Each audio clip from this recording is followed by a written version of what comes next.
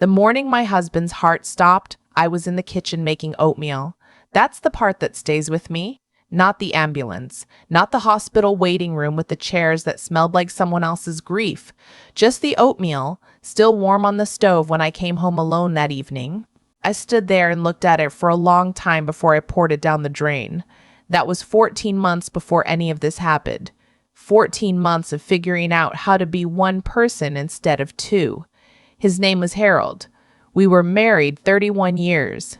He was an electrician who sang off-key in the shower and never once remembered to replace the toilet paper roll, and I loved him so completely that losing him felt like losing a limb I hadn't known I was using.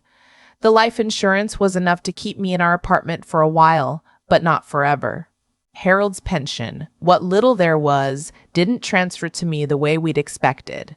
Some paperwork that hadn't been filled out correctly years ago, before either of us thought it mattered. I won't pretend I wasn't angry. I was furious. At him a little, which made me feel terrible. At myself for not knowing. At the whole machinery of it. I'm 63 years old. I have a bad left knee and a college degree in library science that hasn't been relevant since the 90s. But I also have more energy than most people give me credit for, and I refuse. I absolutely refuse to sit in an apartment waiting for time to pass. So I took a job. A friend of mine, Connie, had been volunteering at a place called Clearwater Community Services for years.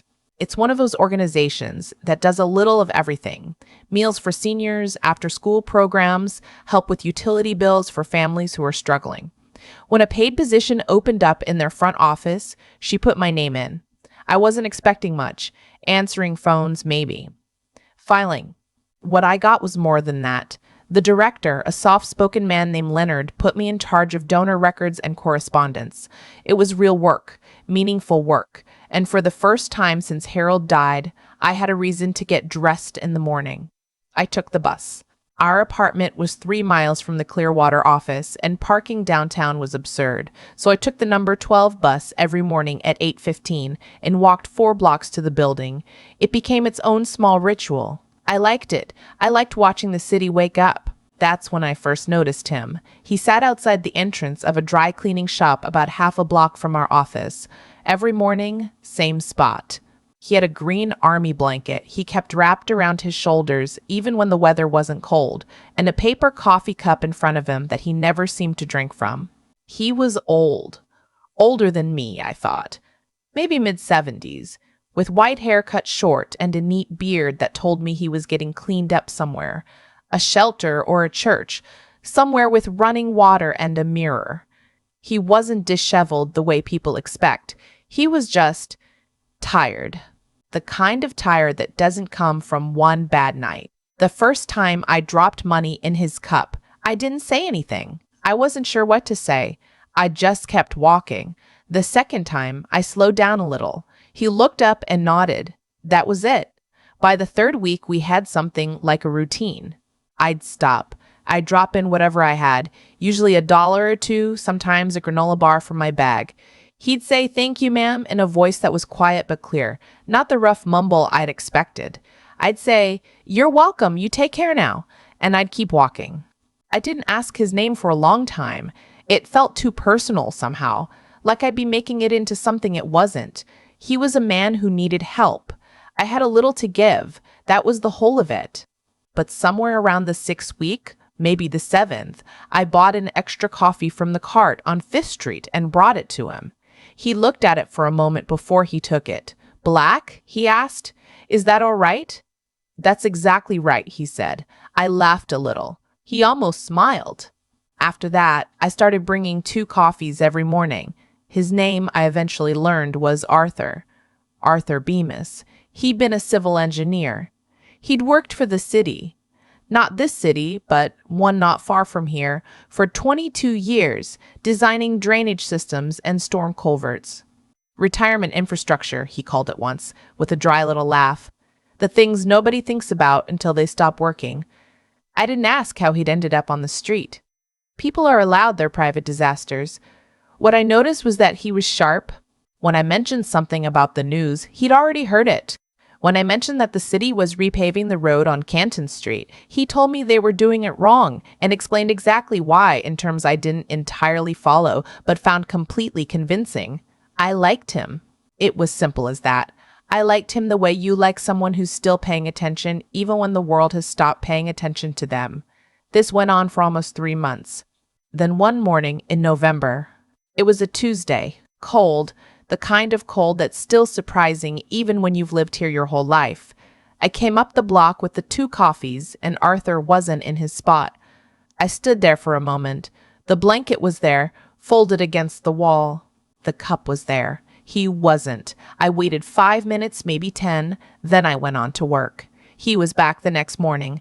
I didn't ask where he'd been. He took his coffee, said black, exactly right like always, and I went on, but his eyes were different, alert in a way that almost looked like fear. I didn't think much of it that day. It was the following week when everything changed. I was heading to the bus stop that evening after work, a little later than usual because I'd stayed to finish a donor report, when I felt a hand close around my wrist. I spun around, heart lurching. It was Arthur. He was standing close, closer than he'd ever been, and his eyes were searching my face with an urgency that didn't match anything I'd ever seen in him. "I'm sorry," he said quickly. "I'm sorry. I didn't mean to startle you. Please, I need a minute." My heart was still hammering. "Arthur, what? Listen to me." His grip on my wrist wasn't rough, but it was firm. "Don't go into the office tomorrow." I stared at him. "What? I know how that sounds. I know." He let go of my wrist and stepped back, but his eyes didn't let go. "There's something wrong with the money at your organization. I don't know all of it, but I've heard enough." I opened my mouth, closed it again. "How could you possibly, the man who does the accounts," he said. "Young, dark hair, wears the same gray jacket most days." I felt something go cold in my chest. That was a perfect description of Philip. Philip Draper, who'd been our financial manager for 2 years. Philip, who was efficient and friendly and brought donuts on Fridays and whom everyone liked, including me. "What about him?" I said slowly. Arthur looked at the ground for a moment, then back at me. "People walk by me and they don't lower their voices," he said. "I have been sitting on that block for almost a year and a half. I hear things. Last month, he was on the phone right there, maybe 6 feet from me." He didn't even look at me. There was something in his voice I couldn't quite name. Not bitterness exactly, but close. He was talking about accounts, moving things, and then he said a name. "Your name." I didn't say anything. "He said your name," Arthur repeated, and he said, "She won't notice. She only handles correspondence." And then he said something about making sure there was a paper trail that points somewhere. I didn't understand all of it. I'm not a financial person, but I understood that part. My hands were cold. The evening traffic moved past us like it was an ordinary evening, like people weren't having ordinary conversations everywhere, and I wasn't standing on a sidewalk being told that someone I worked with was setting me up for something. "I don't know what to do with this," I said. It was honest. "You need to talk to someone," Arthur said. "Not at your office, someone outside, and you need to be careful about what you touch and what you sign until you do." I looked at him for a long moment. Part of me, the practical, sensible part that had spent 30 years as a librarian and knew how to evaluate sources, was cataloging reasons to be skeptical. He was a stranger. He was living on the street. He'd heard a fragment of a phone call, but there was something in the way he said it. Not dramatic, not urgent in a theatrical way, just steady and worried and real. "Why are you telling me this?" I asked. He was quiet for a moment. Then, "Because you bring me coffee, and because you look at me." I didn't understand at first. "Most people don't," he said. "Look, I mean, they look at the cup or they look at the wall behind me.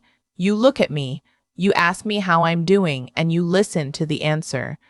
He paused. "That matters, even when you don't think it does." I took the bus home that night and sat in my apartment for a long time without turning the television on. I thought about Philip's gray jacket. I thought about how quickly he could answer any question about the accounts, always had the numbers right at his fingertips, always. I thought about 2 months ago when I'd had to sign a batch of correspondence and he'd stood right behind me while I did it, pointing to each line, being so helpful. I thought about what it would mean to be wrong, to cause trouble for someone who'd done nothing. Then I thought about what it would mean to be right and do nothing. The next morning, I called my nephew, Timothy. He works in corporate compliance. I'd never had reason to care what that meant before. I told him what Arthur had told me. He was quiet for longer than I expected, and then he said, "Don't touch anything. Don't sign anything. Don't delete anything. Can you get me copies of the donor reports for the last 18 months? I have access to all of it," I said.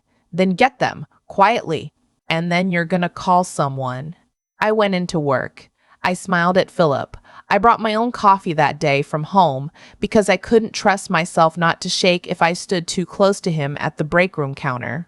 I accessed the donor database the way I did every morning, and while I was in there, I made copies. Every report, every transfer record, everything I could get my hands on in the normal course of my workday, doing my normal job, touching nothing I didn't usually touch.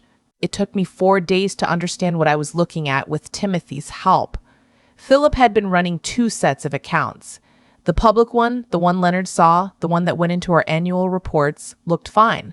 The internal one, the one that moved money between sub-accounts before it showed up in the ledger, told a different story. Donations from our 5 largest corporate contributors had been systematically shaved, not by huge amounts, nothing that would scream fraud on a single line, but consistently over 22 months. The total was a little over $340,000. And in those same records, there was a set of correspondence authorizations with my signature on them. I hadn't signed them. I recognized the dates. 2 of them fell on days when I'd been homesick. 1 fell on a Saturday. Timothy helped me contact the state attorney general's office. I won't pretend that was a comfortable process. There were interviews, there were forms. There were people who looked at me carefully and asked questions I understood were meant to determine if I was part of it. I answered everything honestly and let the record speak. 6 weeks later, Philip Draper was arrested. The investigation found that he'd done the same thing at a nonprofit in another county 3 years earlier. Different name on the paperwork then, different organization, same method. He'd left before anyone caught on and had apparently assumed he could do it again. He had not counted on a retired civil engineer sitting 6 feet away from him on a public sidewalk. I didn't go back to that block for almost 2 weeks after everything happened. I was scared, I think, not of Philip, who was in custody, but of what I'd find, or what I wouldn't. When I finally walked that route again, Arthur was there. Same spot, same green blanket. He looked up when he heard my footsteps, and something in his face relaxed. I had 2 coffees. I sat down on the step beside him, which I'd never done before. "How are you doing?" I asked. "Same as always," he said. "Arthur," I said, "can I ask you something?" He waited. "What happened?" "To you. You don't have to tell me, but I'd like to know if you're willing." He was quiet for a moment. Then he told me he'd had a wife, Lorraine. They'd been married 26 years. She'd gotten sick, a degenerative neurological condition, slow and expensive and unrelenting. He'd cashed out his pension to pay for her care. He didn't say it like it was heroic. He said it like it was math, like there was a thing that needed paying for, and he paid for it. She died 4 years ago. By that point, the savings were gone, the pension was gone, the house had been sold. His daughter lived in another state and had her own struggles. He'd tried to find work, consulting, anything, but he was 71 by then, and there aren't many people hiring 71-year-old civil engineers for anything except the knowledge locked in their heads that nobody thought to ask them for. "I don't tell people because they want to fix it," he said, "and some things can't be fixed. They can only be survived." I sat with that for a while. Then I said, "I'm going to do something, and I need you to not argue with me." He raised an eyebrow. "Clearwater, my organization, we have a housing assistance program. It's for people exactly like you, seniors who have fallen through the gaps. I know the director personally." I know there's a spot opening up in a supported housing complex on Delwood Avenue, and I know it's warm and it's decent, and the people who run it actually care. I stopped. You would still be yourself. You wouldn't owe anyone anything. It's just a place to sleep that isn't a sidewalk. He looked at his coffee cup for a long time. Arthur, I said quietly. I've been sitting on this block, he said, for a year and 4 months, and you are the first person who has sat down next to me. I didn't know what to say to that, so I didn't say anything. He moved into the Delwood Avenue complex in January. The director of the program, a woman named Christine, who I will never stop being grateful for, waived the usual waiting period, given the circumstances. Arthur didn't make a big deal of it. He moved in with a duffel bag and 3 boxes of books, mostly engineering manuals and one battered collection of crossword puzzles, and he called me the first night to say the bed was soft enough to be suspicious. I laughed harder than I had in a long time. I still visit him on Thursdays mostly. He has a small apartment on the 2nd floor, and he makes terrible coffee, which I drink without complaint. He started doing consulting work, small projects, through a connection Timothy made, reviewing drainage plans for a civil engineering firm that realized they had an expertise problem. He doesn't make much, but he makes something. Christine told me last month that he started helping other residents navigate their paperwork. Appeals, benefits applications, the kind of bureaucratic tangle that swallows people who don't know how to fight it. He doesn't ask for anything in return. He just does it. I think about Philip Draper sometimes. He's awaiting trial. His attorney is arguing for leniency. I don't know how it will go. What I know is that $340,000 in stolen money has been recovered, and the families who should have received that help are going to receive it. And Clearwater is still standing. Leonard, my director, called me into his office after it was all over. He sat across from me with his hands folded on the desk and said, I don't know what this organization would look like right now if you hadn't done what you did. I thought about Arthur hearing a phone call from 6 feet away. I thought about coffee, black, exactly right. I didn't do it alone, I said. I still take the number 12 bus every morning. I still walk the 4 blocks from the stop to the office. The dry cleaning shop is still there. The spot where Arthur used to sit is empty now, and sometimes I look at it when I pass. I don't feel sad when I look at it. I feel something else, something that doesn't have a clean name. Harold used to say that kindness is like interest in a savings account. You make small deposits for years, and you never know what they're growing into until one day the balance surprises you. He said that in the context of something much smaller, a neighbor's cat, I think, that he'd been feeding for months, and that showed up on our doorstep during a snowstorm. He laughed when he said it. I hadn't thought about it in years. I think about it now. I'm 63 years old, and I have a bad knee, and I take the bus.